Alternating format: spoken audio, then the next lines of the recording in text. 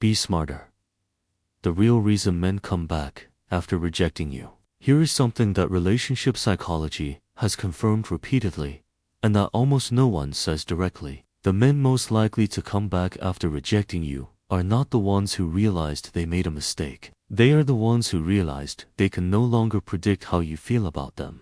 And there is a very specific difference between those two things, a difference that will completely change how you read every message he sends from this moment forward. If you've been sitting with that text he sent, the one that arrived out of nowhere, carefully casual, carefully non-committal, you already know the conflict I'm talking about. Part of you wants to believe it means something real has shifted, and another part of you, the part that has been through enough to know better, is watching the first part with quiet exhaustion. Here is what I want you to understand before we go any further. That internal conflict you're feeling right now is not weakness, it is not confusion. It is your mind doing exactly what a well-functioning mind does, holding two possibilities simultaneously until it has enough information to decide. The problem is that most of the information you've been given about this moment is wrong. Not incomplete. Wrong.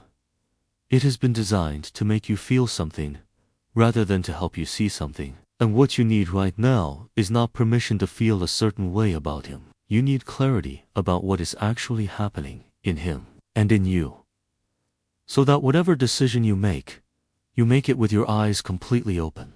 Marcus Aurelius spent his entire reign as the most powerful man in the Western world studying a single question. How do you make decisions based on what is actually real rather than what you desperately want to be real? He didn't study this as an academic exercise. He studied it because he was surrounded by people who had every incentive to tell him what he wanted to hear. And he knew that a man who cannot see clearly cannot govern well. Neither can a woman. In the next 15 minutes, we are going to look at the 9 specific psychological patterns behind male return behavior, not to tell you what to do, but to give you the one thing that no amount of advice, no late-night conversations with friends, and no rereading of his old messages can give you.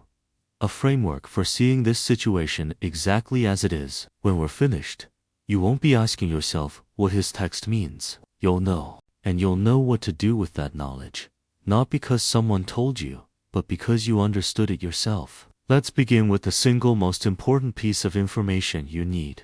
The thing that changes how you interpret everything he does from this point forward. The taxonomy of return. Not all comebacks are the same. The first mistake most women make when a man comes back is treating his return as a single event with a single meaning. It is not. There are fundamentally different types of return behavior, and they require completely different responses. Treating them the same way is like treating a headache and a tumor with the same aspirin. The first type is the ego return. This is the most common pattern, and the one most relationship content talks about exclusively. He left when you were available. He came back when you became unavailable. His return has nothing to do with you as a person. It is a reflexive response to the removal of something his ego had catalogued as a guaranteed resource. The message he sends is calibrated to require minimum effort on his part, while testing maximum response from you. If you respond warmly and quickly, he has the information he needed. The door is still open. He doesn't necessarily walk through it. He just needed to know it was there. The second type is the genuine reconsideration. This is rarer, significantly rarer than the content you've been consuming would suggest, but it exists. It happens when a man has done real work on himself during the separation, has had a specific and uncomfortable confrontation with his own behavior, and returns with changed conduct rather than changed language. The critical distinction. He does not return asking if you still have feelings for him. He returns demonstrating that he has addressed the specific things that ended the relationship. The message he sends is not, "I miss you." It is, "I understand what I did. I want to show you that something changed." The third type is the nostalgic return. He is not responding to you.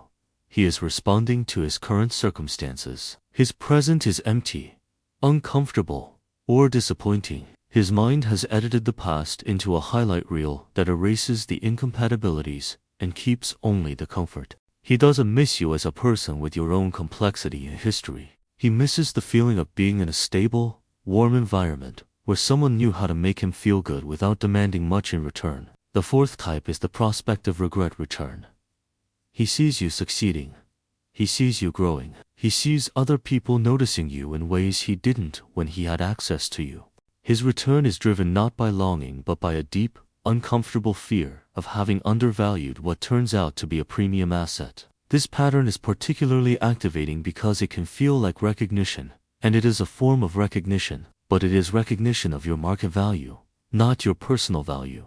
And a man who did not want you when you were yours alone will not know what to do with you once he has you again. The fifth type is the comfort seeker return. He has been through something difficult, a professional failure, a health scare, a relationship that didn't work out, and he has associated you with safety, stability, and unconditional support. His return is not romantic. It is the behavioral equivalent of reaching for a familiar blanket during a storm. Knowing which type you're dealing with is not a judgment about him. It is essential information about what this moment actually is and what it isn't. Before you respond to anything he sends, identify which pattern this is.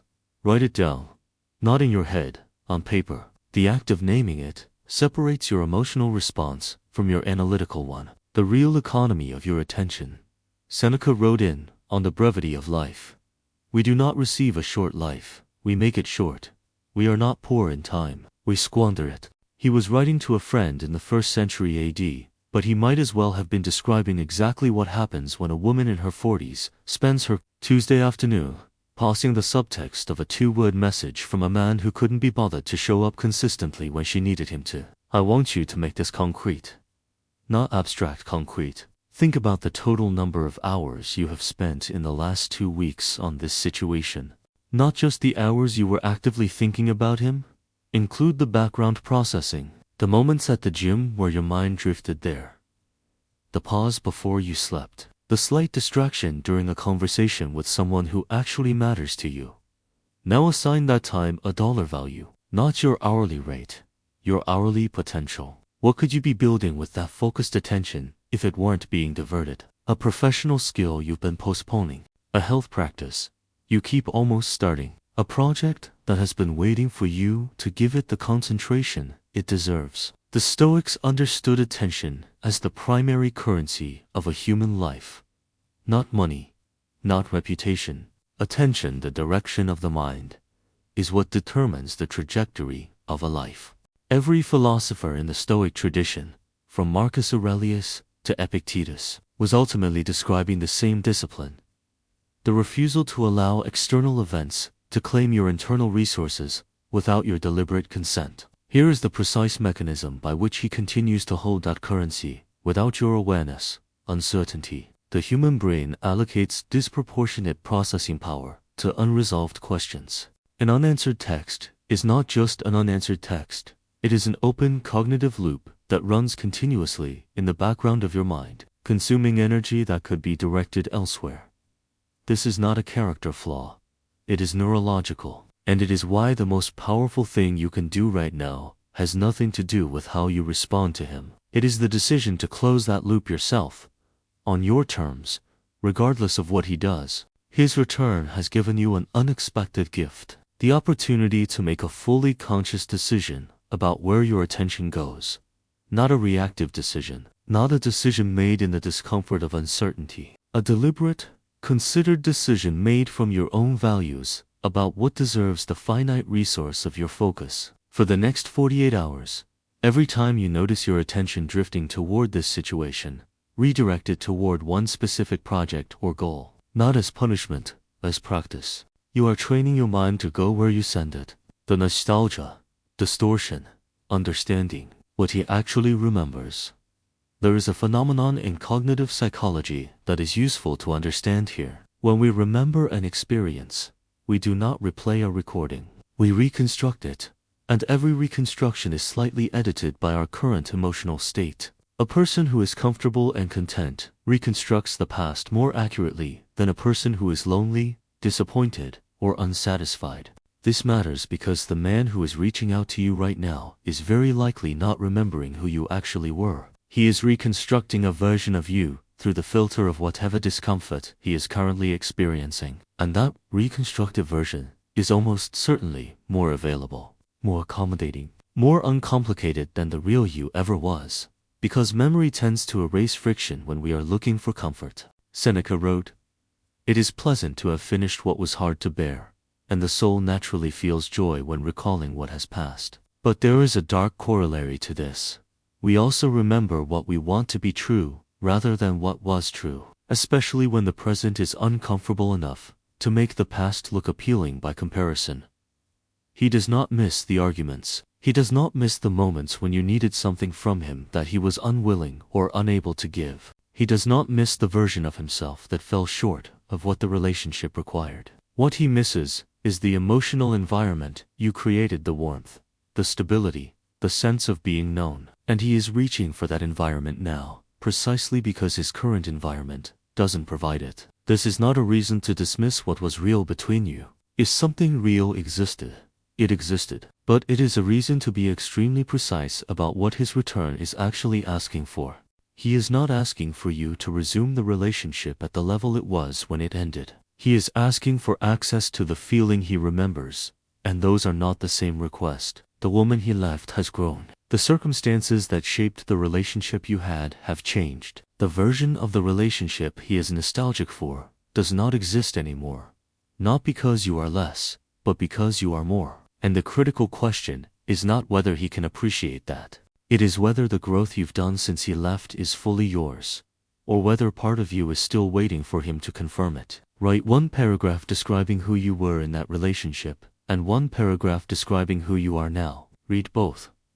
The distance between them is real. Make sure any decision you make honors the second paragraph, not the first. Intention vs. action. The only evidence that counts. Epictetus drew a distinction that is perhaps the most practically useful idea in all of Stoic philosophy: the absolute difference between what is within our control and what is not. His feelings are not within your control. They are barely within his. But his actions are deliberate choices, and choices are the only form of evidence that tells you anything reliable about a person's character.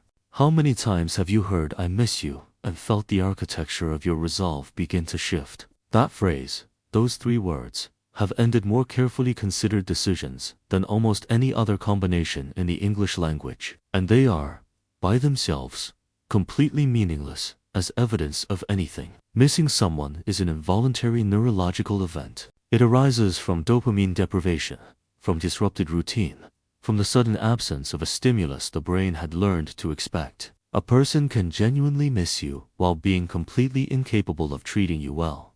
These two things are not in conflict. They coexist in the same nervous system without contradiction. Real change, the kind that would make a return worth considering, is not a feeling. It is not even an intention. It is a behavioral pattern sustained over time in the absence of reward. A man who claims to have changed, but has not yet been tested by circumstance, has not changed. He has thought about changing, which is a different and much smaller thing. Marcus Aurelius wrote, "Waste no more time arguing about what a good man should be. Be one." The same standard applies here. Waste no more time evaluating what he says about who he is. Watch who he is. Over weeks, over months. In situations where it costs him something to show up correctly, the standard is not perfection. The standard is evidence. Consistent, unglamorous, unremarkable evidence of a person making different choices than the ones that ended the relationship. Not grand gestures, those are easy and they photograph well. The hard evidence is in the small, daily decisions that no one is watching. Does he follow through on what he says he'll do? Does he handle disappointment without withdrawing? Does he show up for you in ways that cost him convenience, not just comfort? If he cannot point to specific behavioral changes, not feelings, not intentions, not promises, and if he cannot demonstrate those changes over a period of time that is long enough to be meaningful, then what he is offering you is not a new beginning. It is a revisit of something that already ended for good reason. Make a list of the 3 specific behavioral patterns that caused the most damage in the relationship. For each one, write down what changed behavior would actually look like in practice, not in words, but in observable actions. Use this list as your standard, not his words. The fortress of clarity. building real emotional sovereignty.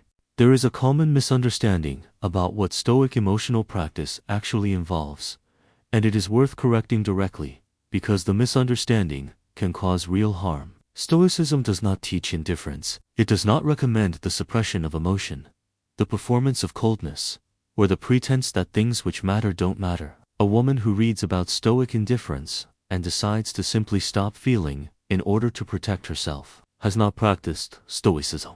She has practiced dissociation, and those are very different things with very different consequences. What Marcus Aurelius actually described, what all the Stoic philosophers were pointing toward, was not the absence of feeling. It was the refusal to allow feeling to become the primary architect of your decisions. You can feel the pull of his return completely and fully, and still make a decision based on what you actually know, rather than what you currently hope.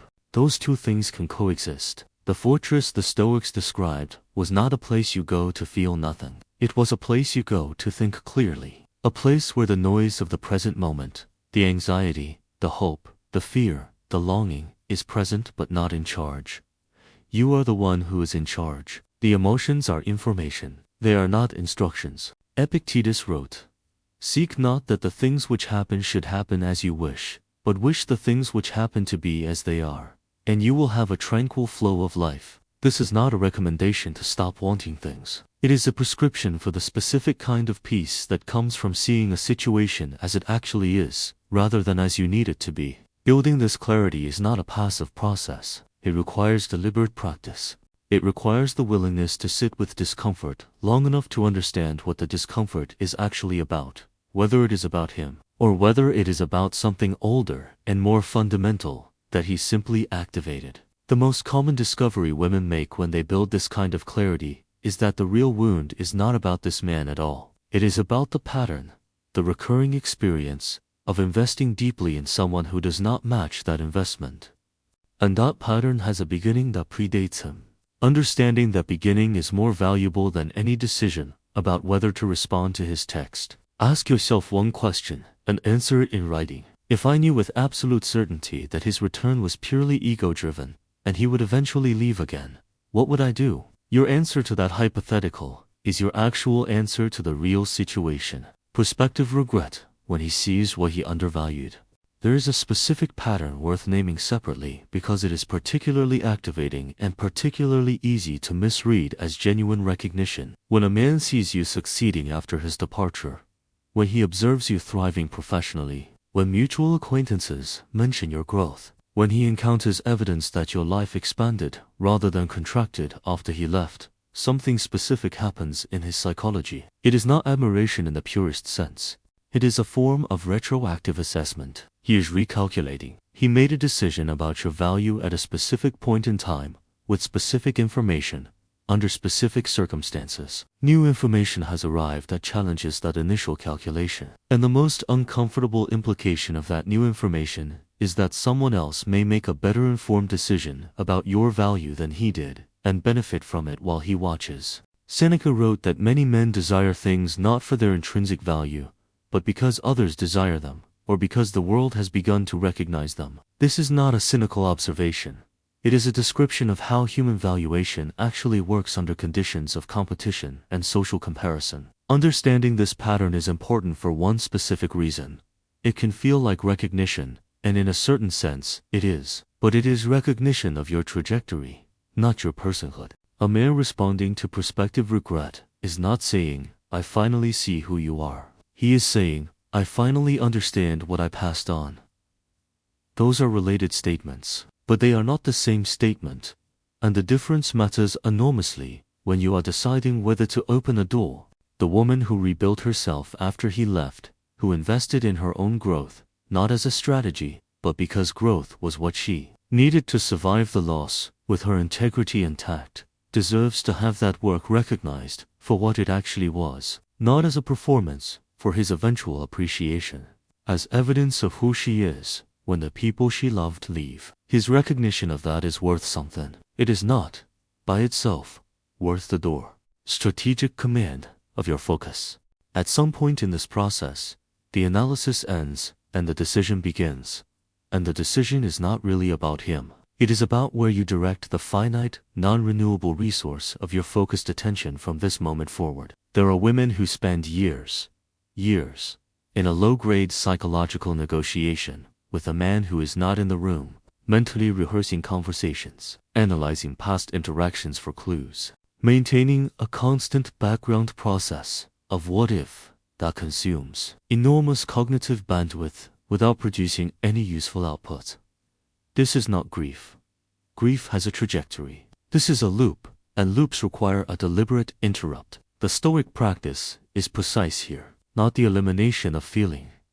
We've already addressed that misreading. The precise practice is the refusal to allow your mind to spend time on problems that cannot be solved by thinking about them. Whether he has genuinely changed is not a question you can answer by analyzing his messages. It is a question that can only be answered by observing his behavior over time, since you cannot observe what has not yet happened. Spending cognitive resources on the question is not analysis, it is anxiety wearing the mask of analysis.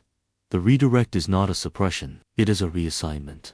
Every time you notice your mind returning to that open loop, the unanswered question, the possible meaning, the weighing of options, you redirect it to something real, a project, a practice, a conversation with someone who is present in your actual life. Not as a distraction from the question, but as an affirmation that your life does not pause while you wait for a resolution that may never arrive in the form you're hoping for.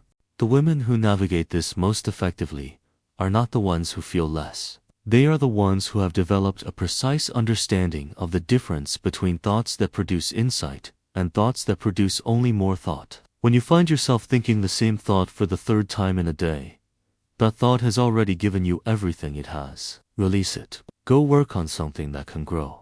Identify one specific project you have been postponing that genuinely excites you. This week, give it the first hour of your best cognitive energy before email, before social media, before checking anything.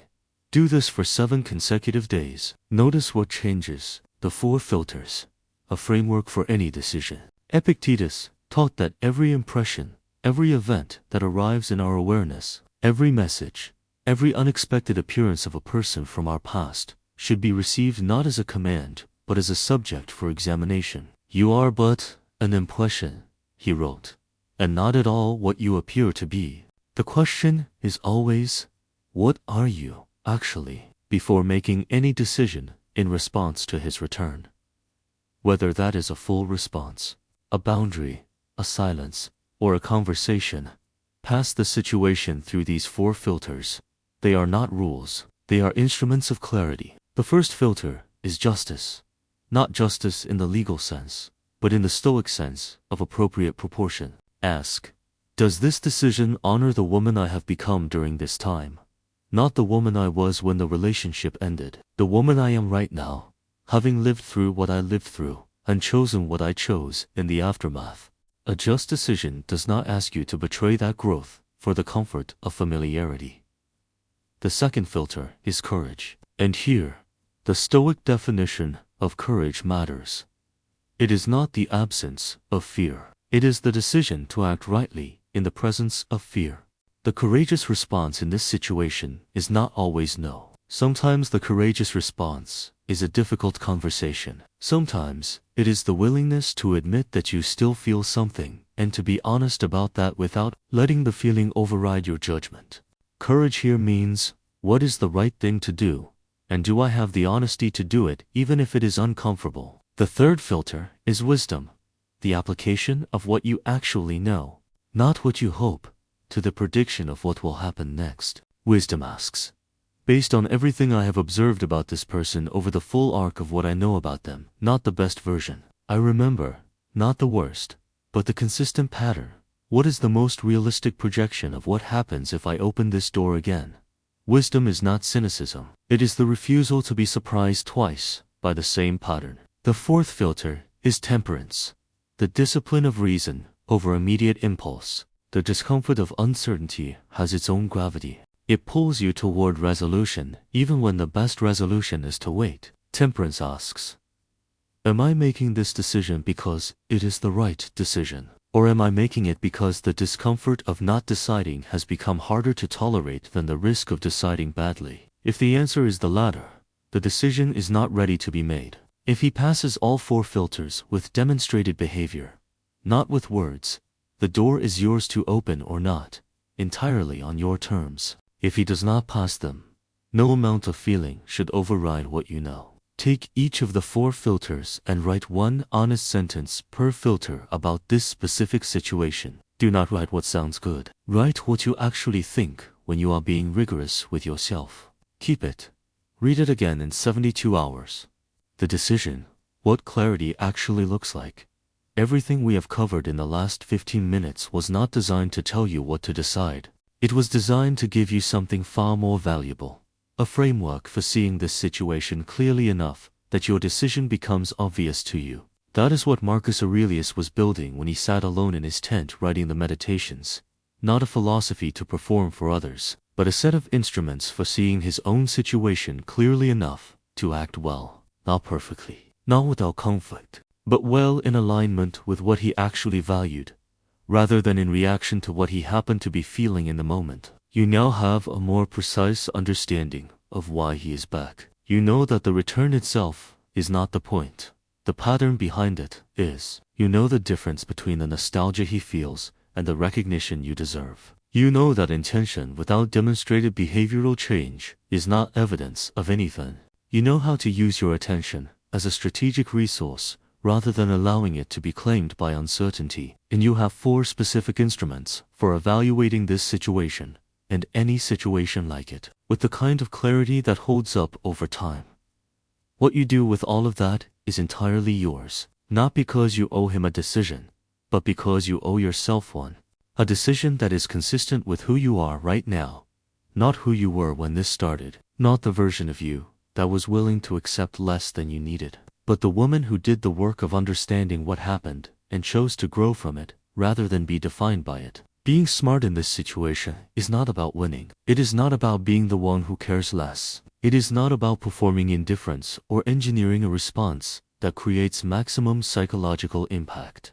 It is about something quieter and more difficult than any of those things. It is about knowing yourself well enough that his return, whatever he intends by it, whatever he hopes for from it, cannot destabilize the ground you are standing on. That ground is yours. You built it. And no message, however well-timed or carefully worded, can take it from you unless you hand it over. You know what you know. Trust it.